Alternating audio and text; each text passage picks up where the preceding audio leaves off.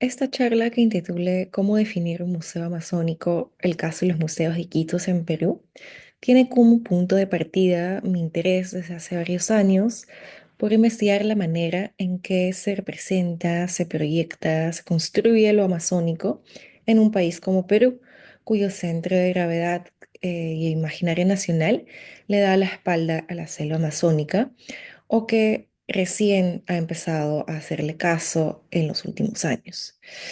En este marco general me acerqué a la cuestión del museo por ser un espacio en el que cuajan todas estas cuestiones de inclusión o exclusión de un imaginario nacional, y mi objeto aquí no es únicamente el del museo como un espacio físico, sino que siguiendo la definición de los museólogos André Gobbe y Noémie Druguet, me interesa hablar del proyecto museal, es decir, tomar en cuenta todas las ideas, conceptos e intenciones que están detrás de una intención museal, de su creación, funcionamiento, actividades y desarrollo.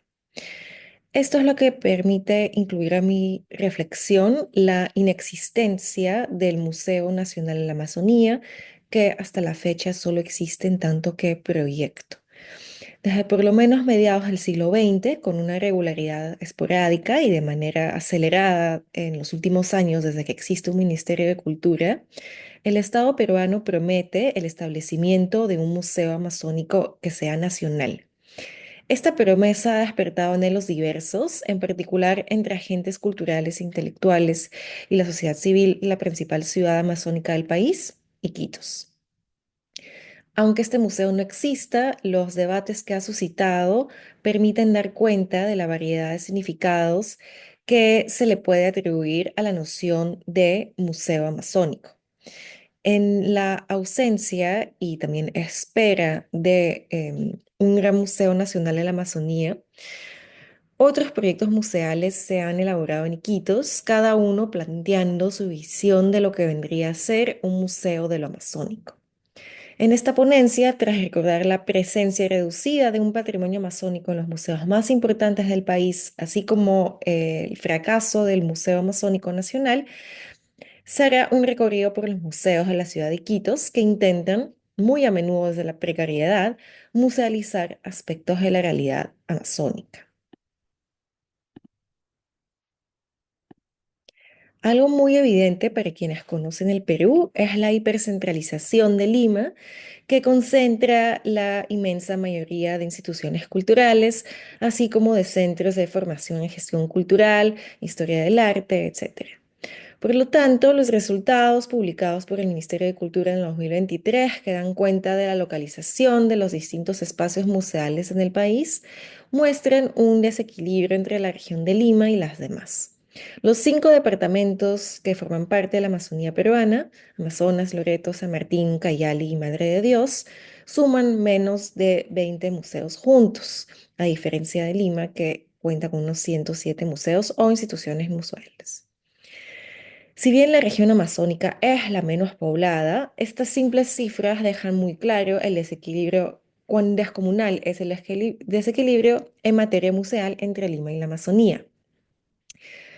Por supuesto que estas cifras no son sorprendentes, pero hay además que señalar que lo amazónico tampoco está muy representado dentro de las colecciones de estos museos limeños. Algo que intuimos se debe a la sobrevaloración de los restos arqueológicos de las grandes civilizaciones prehispánicas, y en particular la incaica, que son como un fundamento del patrimonio nacional. Siendo la Amazonía un espacio poco arqueológico, en el sentido de que no se encontraron los mismos vestigios que en otras regiones, a pesar de que exista una dinámica arqueología amazonista, no es sorprendente que colecciones amazónicas no integren las de los mayores museos nacionales. Por supuesto, hay excepciones. Existe, por ejemplo, el Museo Etnográfico Amazónico del Centro Cultural Pío Asa en Lima, que expone las colecciones de los padres dominicos que ejercieron labores en tanto que misioneros en la Amazonía del sur oriente peruano a partir de las primeras décadas del siglo XX. Es el único museo en Lima exclusivamente dedicado a la Amazonía, que lleva la cualidad de museo amazónico en el nombre, como lo pueden ver. La museografía de este museo es un poquito anticuada, podríamos decir. Se emplean los dispositivos de los dioramas que reproducen actividades cotidianas en la Amazonía o actividades económicas en la Amazonía, además de paneles que relatan la historia misional de los dominicos en la selva peruana y un intento de generalización etnográfica sobre temáticas como la familia, la salud, eh, el arte, la economía en la Amazonía. Se trata también de un museo bastante descuidado, que tiene muy poco público, que tiene poco financiamiento, em, y con horarios de funcionamiento muy variables. El museo hace lo que puede, pero hay algunas colecciones que están en estados de conservación que peligran por la supervivencia de estos objetos. Un museo que tiene una importancia histórica por por haber sido fundado por el intelectual indigenista Luis Valcárcel, es el Museo Nacional de la Cultura Peruana y este cuenta con varias piezas indígenas amazónicas. Se trata de un museo dicho de artes y tradiciones populares. Podría contar con piezas amazónicas importantes y por ser un museo nacional, este fue el museo que recibió hace muy poquito una importante donación. La colección Gerald Weiss, un antropólogo estadounidense especialista del pueblo Xáninca y que había reunido a lo largo de su vida una gran cantidad de producciones culturales de este pueblo. En este caso no se trata de un museo amazónico, sino de una colección etnográfica o considerada como tal por su antiguo propietario, que va a integrar un museo que pretende recoger todas las expresiones culturales del país, como lo indica, por supuesto, su nombre.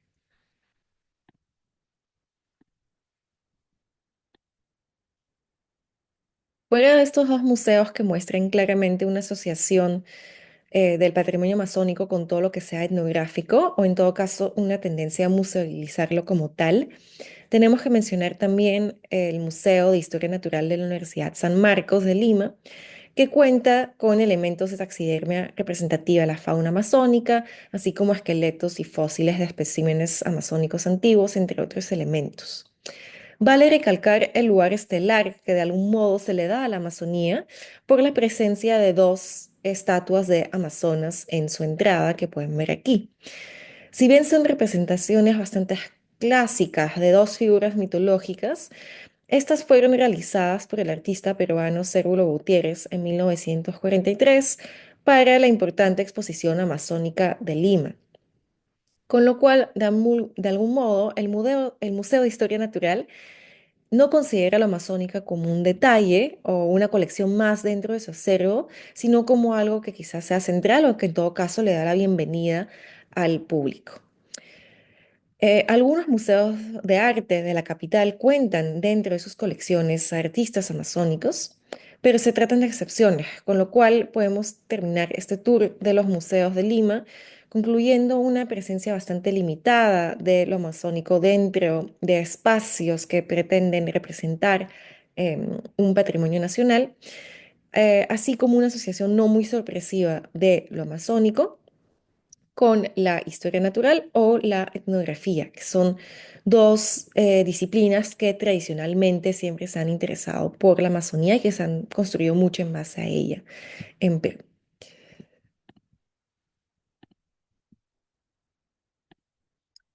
Extrañamente, a pesar de esta limitada presencia amazónica en los museos, desde por lo menos los años 40 se repite de manera esporádica el deseo del Estado peruano de armar un gran museo nacional amazónico.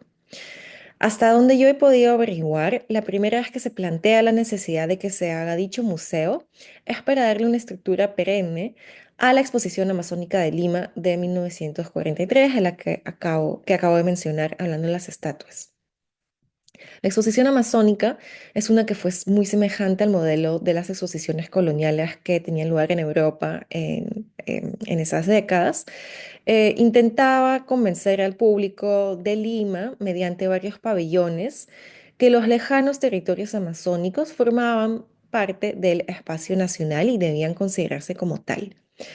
Perú en ese entonces había ganado un conflicto contra Ecuador por sus fronteras amazónicas y era entonces considerado importante reforzar un sentimiento patrio hacia los confines más orientales del país. Después de esa exposición, el curador como el presidente de la República hablan de recoger lo que se ha expuesto dentro de una estructura permanente, un museo nacional, pero este nunca se hace. Si se hubiera hecho, seguramente por el tipo de pabellones que se armaron en 1943, y pueden ver algunos de estos aquí, el de historia natural, el de las industrias, el de misiones, el de bellas artes, etcétera, hubiera sido un poco museo total, cuyo hilo conductor claramente hubiera sido uno nacionalista de efectiva peruanización de la Amazonía.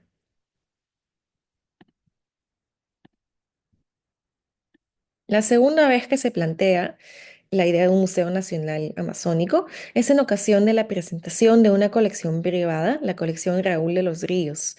Él era un comerciante peruano que radicaba en la selva central, en la región de Lucayali, y había acumulado unas 14.000 piezas de arte plumario, telares, cerámicas de los pueblos indígenas de esta región, principalmente Shipibo-Conillo. Su exhibición en Lima en 1949, que dura hasta 1950, despierta un gran debate, dada la sorpresa que se llevan los limeños ante la cantidad de piezas de pueblos que o bien no conocían o conocían muy mal. La idea que nace en ese momento no es tanto la necesidad de valorizar este patrimonio, sino la sorpresa de constatar que la Amazonía reserva muchas sorpresas.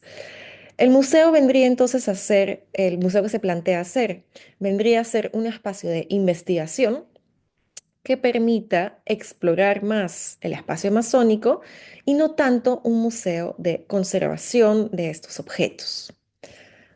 Ante la falta de decisión de las autoridades peruanas, la colección Raúl de los Ríos va a terminar en Nueva York, en el Museo de Historia Natural, donde permanece hasta el día de hoy, después de haber sido expuesta muchos años en una exhibición semi-temporal, semi-permanente, llamada Men of the Montaña. Una segunda colección que volvió a armar Raúl de los Ríos en 1900, se presenta, perdón, en Lima entre 1955 y 1956 y esta finalmente sí va a ser comprada y luego donada al Museo Nacional de la Cultura Peruana, y este es uno de los primeros fondos amazónicos que mencioné al comienzo. En los años 2000, los curadores Grenda Landlot y Pablo Macera, que son quienes eran también grandes coleccionistas de arte amazónico, realizan una exposición muy importante en Lima, que se llama El Ojo Verde, que va a marcar un hito dentro del desarrollo de las artes plásticas amazónicas. Cuando se exponen Iquitos, Grenda Landlot propone donar el contenido de esta exhibición a un espacio de exposición donde se hace la muestra. Este espacio se llama el Museo Amazónico. em, y aunque tenga el nombre de museo, no corresponde exactamente a esta definición. De hecho, era un espacio que no te contaba con ninguna colección y las piezas del Ojo Verde hubieran sido parte de su primera colección. Sin embargo, el personal consideró que estas piezas eran difíciles de conservar, hasta imposibles de conservar, dado el magro presupuesto que tenían. Todas las piezas o la mayoría de las piezas de esta exposición estaban hechas de materia orgánica, como corteza de árbol, la yanchama, fibras, plumas, etc. Según Grenal Landlot, justamente el mayor desafío que, al que se enfrentan los que quieren abrir un gran museo de la Amazonía es la dificultad de conservación de producciones culturales que fueron realizadas en estas materias orgánicas, como en muchos pueblos, como se hace en muchos pueblos de la Amazonía, para vivir en realidad al ritmo de la descomposición y no de la conservación. Vitrinas adaptadas y aire acondicionado que serían lo mínimo para garantizar una buena conservación en una ciudad como Iquitos es un lujo que ninguna institución o casi ninguna ahorita en esta ciudad puede costear. Una última fase de proyectos fallidos de museos amazónicos de escala nacional. Em, es la fase actual que se inicia, podríamos decir, cuando se crea el Ministerio de Cultura en el 2010 y que éste empieza a involucrarse y en ser el principal actor de estos proyectos. En 2012, durante su visita a Iquitos para celebrar la declaración del río Amazonas como nueva maravilla del mundo, el presidente Ollanta Humala había declarado la necesidad de fundar un Museo Nacional Amazónico.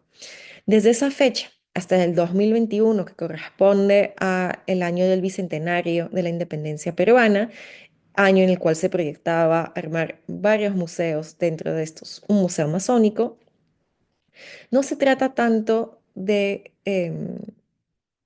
perdón, no han parado de presentarse proyectos museológicos a distintas instancias oficiales para que se haga este museo. En todos estos proyectos no se habla tanto de lo que se expondría de la colección, como de la necesidad de que el Estado le dé a la ciudad de Iquitos un museo importante y representativo de toda la Amazonía. Si bien el Museo del Bicentenario nunca se hizo, hoy en día si googlean Museo Nacional Amazónico van a ver que con frecuencia es una temática que abordan distintos ministros de Cultura o viceministros, y que se sigue hablando del proyecto como si se fuera a hacer. Esto, por supuesto, generó y sigue generando todo tipo de expectativas en Iquitos y de frustraciones, de las cuales hablaré también más adelante. Una propuesta quizás más interesante que ha generado esta ausencia y promesa siempre aplazada es la obra del artista murvíbora Bruce Rubio, que realiza ficciones museales en sus cuadros, plasmando en la Amazonía museos de arte muy reconocidos como lo es el Museo de Arte de Lima, el Mali, o la Tate de Gran Bretaña. Él genera así unas museotopías. Aquí yo retomo el concepto del crítico y curador Gustavo Buntings para hablar de proyectos museales artísticos que vienen a colmar vacíos museales. En el caso de los cuadros de Rubio, lo que se pretende hacer, por lo visto, es más bien amazonizar museos preexistentes en vez de generar uno ex nihilo. A pesar de esta ausencia de un gran museo nacional, en Iquitos existen varios museos modestos, pero que hacen propuestas variadas sobre la manera en que se tendría que musealizar lo amazónico. De los 7 que se habían incluido en la lista oficial del Ministerio de Cultura, en realidad son 5 los que cumplen mal que bien con una función por lo menos mínimo de museo y no de mera sala de exposición.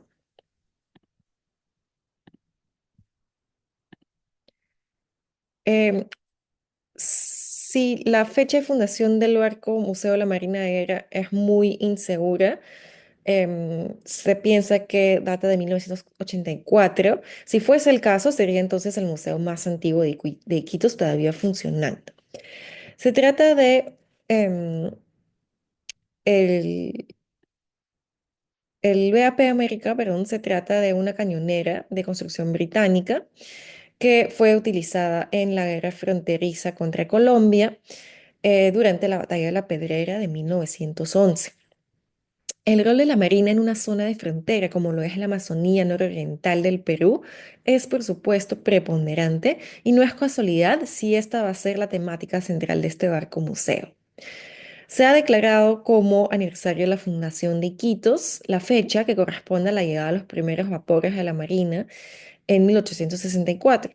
Muchos discuten de esa fecha por una serie de motivos, no vamos a entrar en detalles aquí, pero el hecho que sea el aniversario oficial de Iquitos asienta la importancia que se le da a la Marina dentro de la historia de Iquitos, en tanto que el puerto fluvial más importante del país.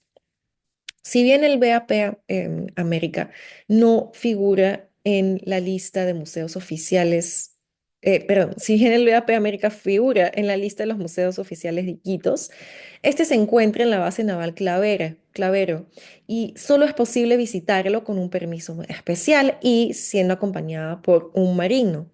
A pesar de que casi nadie en esas condiciones vaya a visitarlo, la museografía es bastante actualizada, a diferencia de otros museos o espacios museales en Iquitos. La visita consiste tanto en una presentación del rol de una cañonera y de la vida de los marinos en una embarcación como esta, así como un recorrido por paneles explicativos sobre la historia de la territorialización del Estado peruano en la Amazonía, gracias a la acción de la Armada Peruana. Se asemeja en ese sentido mucho al proyecto del Museo de 1943, ya que este barco museo es también un museo de la peruanización de la Amazonía.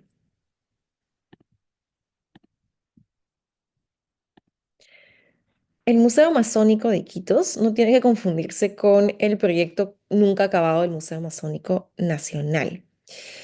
Se trata más de una sala de exposición que le pertenece a la Dirección Descentralizada de Cultura en una casa patrimonial de la época del Caucho, extremadamente bien situada en el malecón de Tarapacá, en medio de la zona más turística de la ciudad.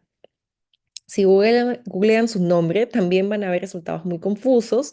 Aparece con dos nombres, muy a menudo se lo confunde con otros museos de la ciudad.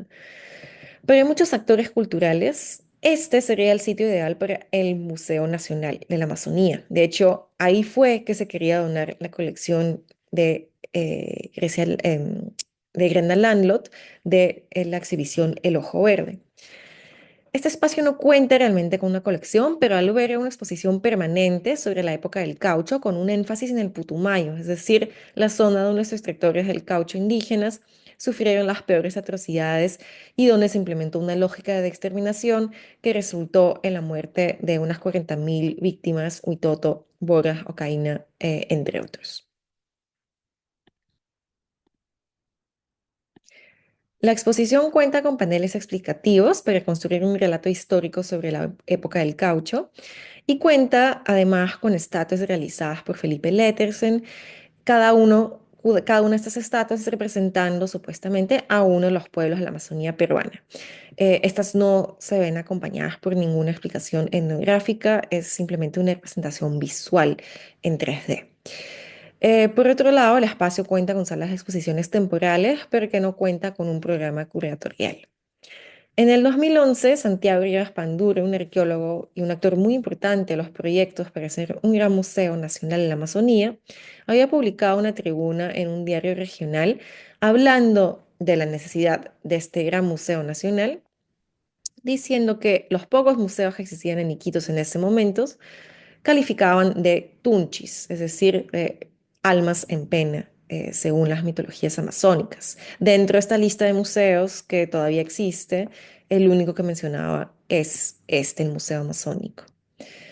Quizás la palabra tunchi sea un poco dura para hablar de este espacio, pero señala un malestar compartido por varios actores culturales de que el nombre Museo Amazónico le queda un poco chico a este espacio. No deja de ser importante, sin embargo, que en una ciudad que prosperó durante el auge Homero y cuya identidad patrimonial tenga mucho que ver con este periodo, haya una exposición permanente sobre la historia del ciclo cauchero y sobre todo sobre la violencia que generó. Luego quisiera hablarles de dos museos que le pertenecen a la misma persona. El Museo Ayapúa, el Barco Museo Ayapúa, del cual voy a hablar después, y este, el Museo de las Culturas Indígenas. Pertenecen a Richard Bodmer, un biólogo estadounidense, y ambos museos corresponden totalmente a la definición más clásica de museo, aunque no haya un programa público. em, pero se trata de dos museos privados. Dicho esto, el coste de entrada no es nada elevado. El Museo de las Culturas Indígenas también está perfectamente situado dentro de un circuito turístico de la zona del Iquitos Monumental, la zona de la época del Caucho, frente al río en el malecón. Por ciertos aspectos es un museo un poquito anticuado, pero es el único museo de Iquitos que cuenta realmente con una colección, con vitrinas y aire acondicionado financiados por el propio Richard Bodmer, quien dice nunca haber buscado la ayuda del gobierno regional, el cual les confiaba. Em, la pregunta que plantea este caso es la del porvenir de una institución que depende enteramente de la voluntad y de las finanzas de un individuo. Los paneles explicativos son fundamentados por años de investigación sobre distintos pueblos indígenas amazónicos, haciendo de esta propuesta de museo sobre la Amazonía un museo etnográfico. Como se trata de la colección privada de Richard Bodmer, quien estuvo muchos años en Brasil y trabajando allá, el museo no se limita a colecciones que exponen perdón, a objetos que le pertenecen a pueblos indígenas que viven en el territorio de la Amazonía peruana, sino que también se amplía entonces a Brasil, haciendo de este museo el único que realmente considera el patrimonio amazónico como uno que sea transnacional. Richard Bodmer es también el dueño de un hotel en Iquitos, una casa histórica de la época del caucho, que renovó completamente, velando por un respeto a la estética de la época, reproduciendo, por ejemplo, cuando faltaban azulejos característicos de la arquitectura del caucho. La plaza delante del hotel, la Plaza Ramón Castilla, también fue renovada por él y es de hecho uno de los lugares más cuidados de la ciudad, lo cual también genera toda una reflexión sobre la ausencia de poderes públicos que se ven suplantados en obras de conservación de patrimonio por iniciativas individuales.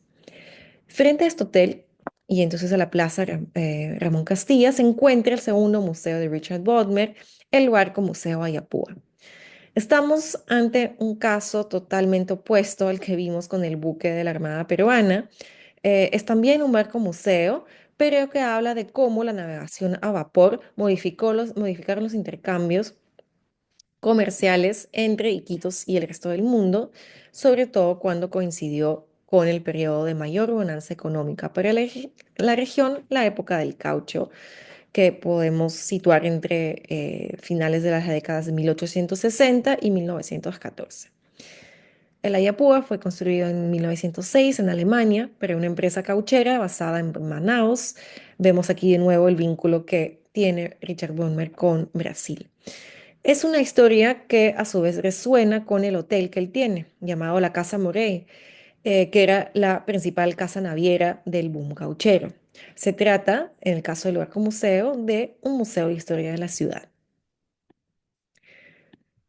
La museografía no duda en plantear un discurso muy crítico de la masacre de poblaciones indígenas que supuso la extracción de goma y juega con esa ambigüedad que se ve mucho en Iquitos. Es decir, es por un lado un reluciente barco a vapor que cuenta la historia de la llamada Belle Époque de Iquitos, la de la arquitectura de azulejos, de los trajes importados directamente de Europa sin pasar por la capital, como ven acá en el maniquí. Todo esto le dio un cierto estatus a la ciudad de Iquitos y es el fundamento todavía hoy de un regionalismo que se puede entender, pero como se señala en el texto museográfico, es también una extravagancia. De hecho, en los paneles que explican esta época, se cuenta una anécdota que se repite mucho en la ciudad de Iquitos, y es que algunas familias muy pudientes mandaban su ropa a lavar a Inglaterra. Por otro lado, la museografía también plantea que esta bonanza o extravagancia dependía de un sistema de explotación que en la zona del Putumayo llegó al extremo de un genocidio. Es un museo muy chiquito, pero que cumple con su propósito de ser un museo histórico sobre los vapores y el comercio que generaron. También cumple con su propósito de ser un museo de la ciudad. Los dos museos de Richard Bodmer son claramente los museos más funcionales de Iquitos, lo cual recalca de nuevo un estado de precariedad institucional en la ciudad y que genera presiones sobre los pocos espacios museales públicos que existen. El último museo que podemos mencionar aquí es también un museo de la ciudad, pero esta vez es un museo público, es el de la municipalidad. Se trata del Museo Iquitos. Todos los conflictos que se han generado en torno a este museo parecen darle la razón a Richard Bodmer cuando le explica que prefirió un modelo exclusivamente privado para gestionar y exponer su colección y que así nadie le reclame el contenido de sus museos. En el caso del Museo de Iquitos, gran parte de su problema es que este se inaugura en 2014 en medio de las reflexiones que se hacían sobre el Gran Museo Nacional Amazónico. Este museo fue entonces quizás tomado como un museo que tenía que llenar las expectativas del otro que nunca se hizo hasta la fecha. Fue atravesado por toda una serie de fricciones museales, que tomo aquí una expresión de Ivan Karp, unas fricciones que nos permiten entender el valor que una comunidad le atribuye a una institución museal, la cual puede entenderse como una arena donde se exponen luchas de poder en torno a la definición de una identidad.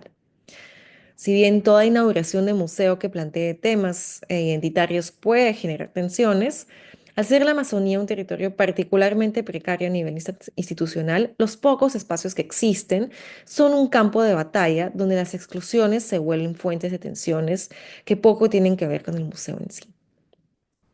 Esas fricciones generaron en el día de hoy una suerte de monstruo de Frankenstein, en el sentido que la primera versión del Museo de Iquitos de 2014 había sido realizada por un equipo de investigadores de la Universidad Católica de Lima y posteriormente fue modificada por un segundo equipo de investigación, esta vez basado en Iquitos, pero jamás se volvió a contratar a un museógrafo para que la nueva información cuadre con la antigua, con la cual, por eso hablé de Frankenstein, en el sentido que es un museo un poco incoherente a nivel formal y estético, como a nivel de contenido.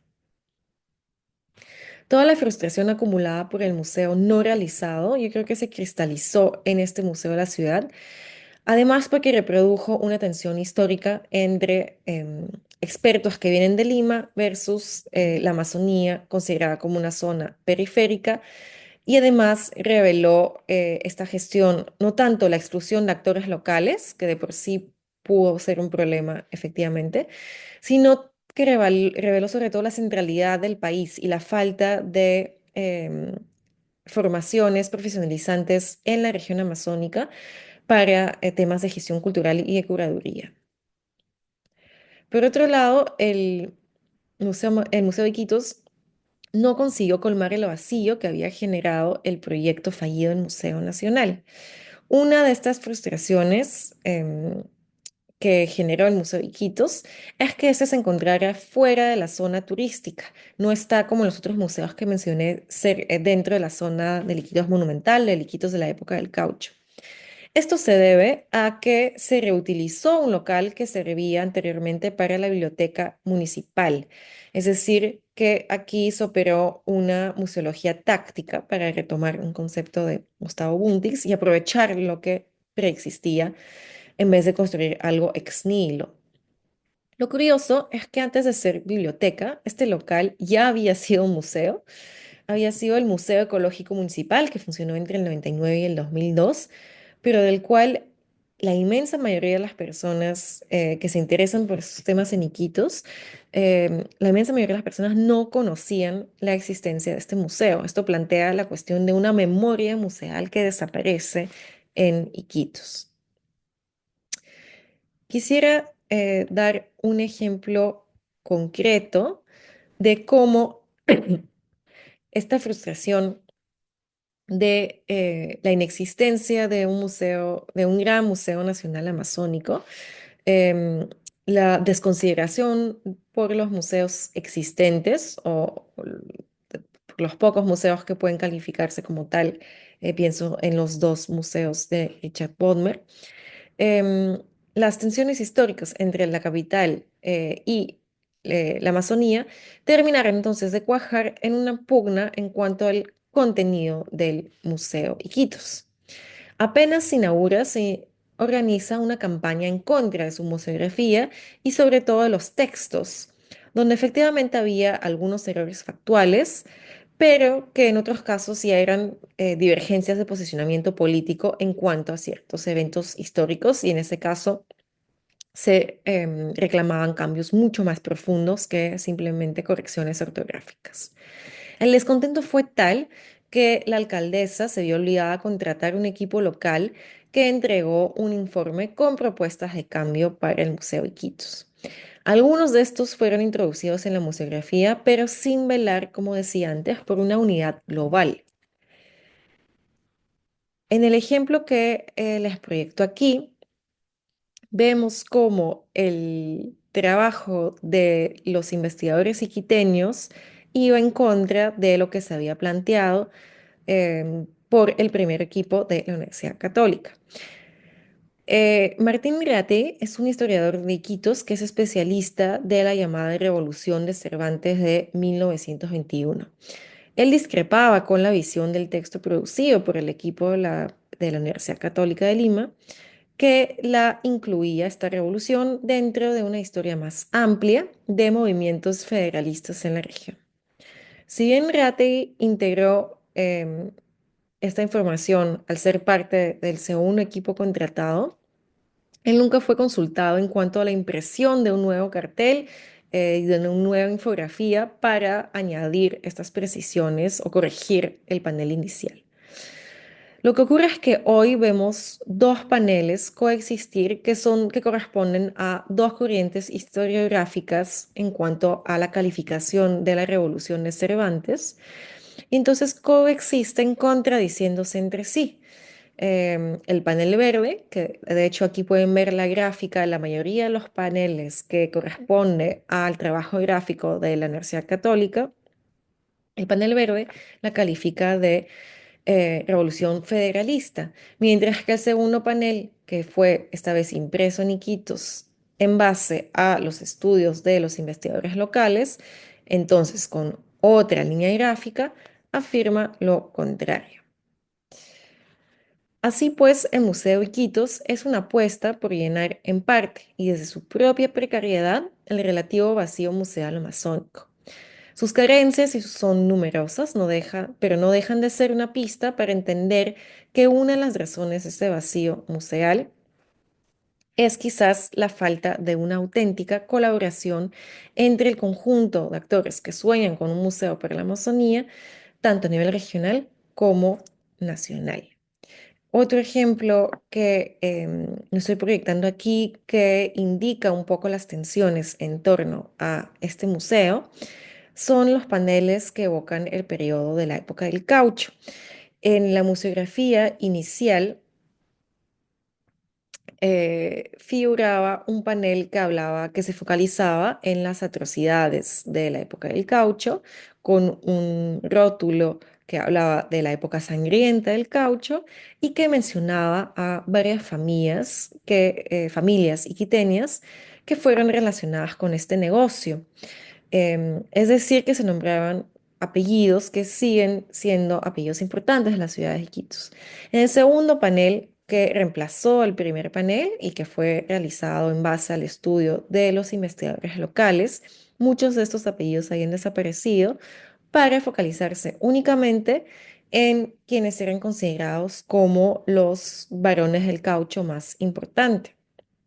Uno de ellos es Carlos Fermín Fitzcarral, quien, quien es mundialmente conocido por la adaptación cinematográfica o la interpretación cinematográfica de su vida que realizó Werner Herzog en la película Fitzcarraldo. Otro de ellos es Julio César Arana, quien era el propietario de la Peruvian Amazon Company, localizada en el Putumayo, y que fue la empresa responsable por el exterminio de poblaciones indígenas que ya mencioné anteriormente. El segundo panel, por tanto, no niega las atrocidades de la época del caucho, sin embargo, prefiere responsabilizar solo a unos cuantos caucheros en vez de pensar en toda la estructura económica que se sustentaba en este tipo de extremos. Es decir, que de algún modo prefiere insistir en casos ya muy conocidos y muy documentados que en pensar toda la época del caucho como una que también dependió de violencias hacia los pueblos indígenas. Los paneles sobre la época del caucho que se pueden ver en el museo son los que más generan debate, sobre todo cuando hay visitas guiadas con escolares y profesores que no quieren presentar esta imagen tan negativa que corresponde al inicio del desarrollo de Iquitos. El fasto de la época del caucho efectivamente no está desvinculado de motivos de orgullo hoy en día en Iquitos, como lo dije anteriormente, como la arquitectura de esta época.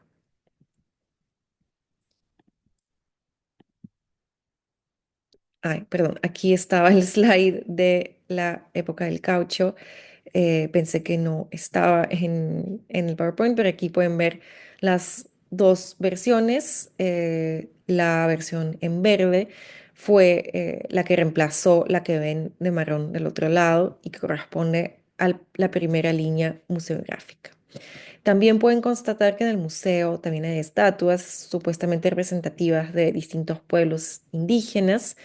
Lo curioso aquí es que por la vestimenta, las estatuas representan a poblaciones ayánicas que no fueron las que fueron impactadas por la explotación de la goma en el Putumayo.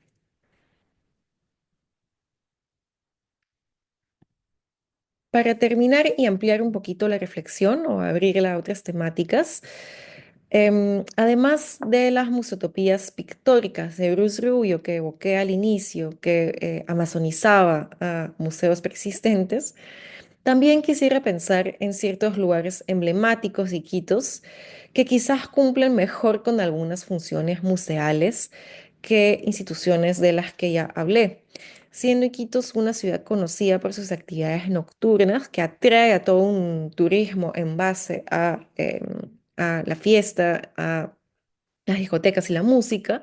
Los nightclubs son lugares que son muy visitados por turistas, en particular el lugar El Refugio, que ven aquí en la foto, que es muy conocido por sus pinturas eróticas, que se nutren también de mitos de tradición oral, con figuras em, animales y humanas que se van a entremezclar.